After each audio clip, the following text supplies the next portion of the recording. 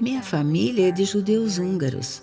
A maioria deles foram mortos em campos de concentração.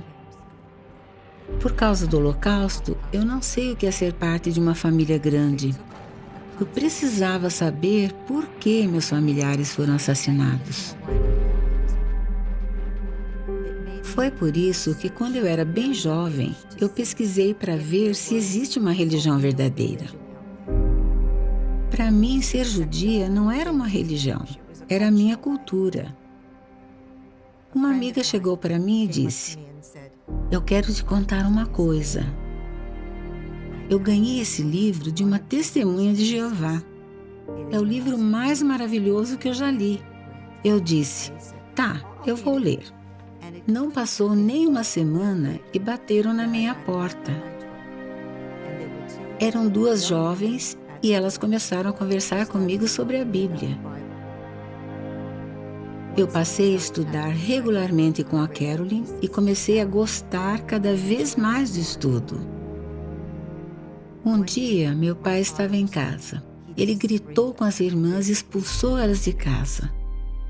A situação só piorou depois disso. Eu não tinha mais paz. Eu chorava muito.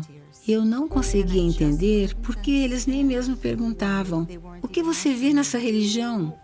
Quem são essas pessoas? Vamos conversar?" Não, nada. Foi muito, muito difícil. Pouco depois do meu batismo, a minha mãe chegou para mim e disse: "Eu e seu pai vamos ficar fora o dia inteiro. Não queremos ver você aqui quando a gente voltar." Eu tinha 17 anos. Eu não sabia para onde ir. Não sabia o que ia fazer.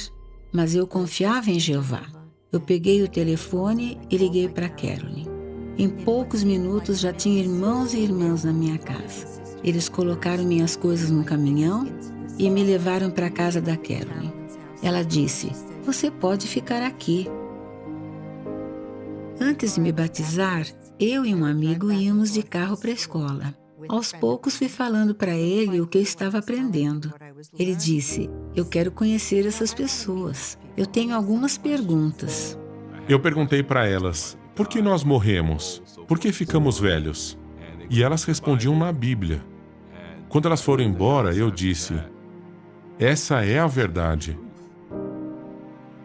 Quando eu era criança, eu tinha que ir na igreja todos os domingos.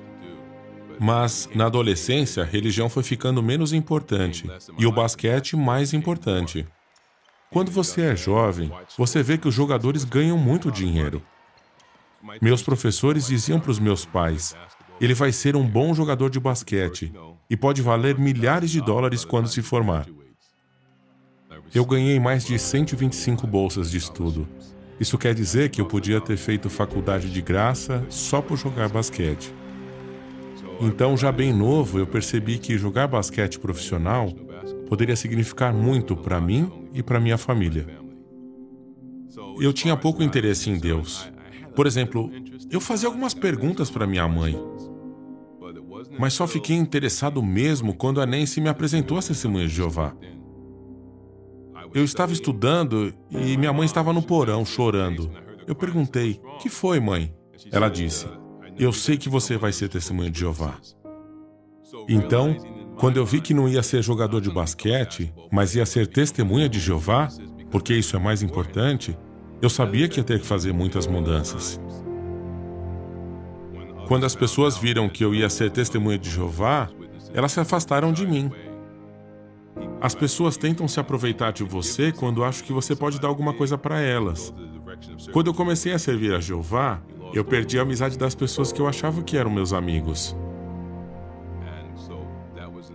Então eu comecei a estudar a Bíblia e me batizei 6 meses depois. Então a gente decidiu se casar. O texto que diz que mesmo que meu pai e minha mãe me abandonassem, Jeová me acolheria, mostrou ser verdade de muitas maneiras. Quando você se torna testemunha de Jeová, você passa a fazer parte de uma família que faz tudo por você. Nós tivemos dificuldades ao longo dos anos, mas Jeová nunca disse que ia ser perfeito. O que ele diz é que quando tivermos problemas, Não vamos enfrentá-lo sozinhos. E Jeová nunca nos decepcionou.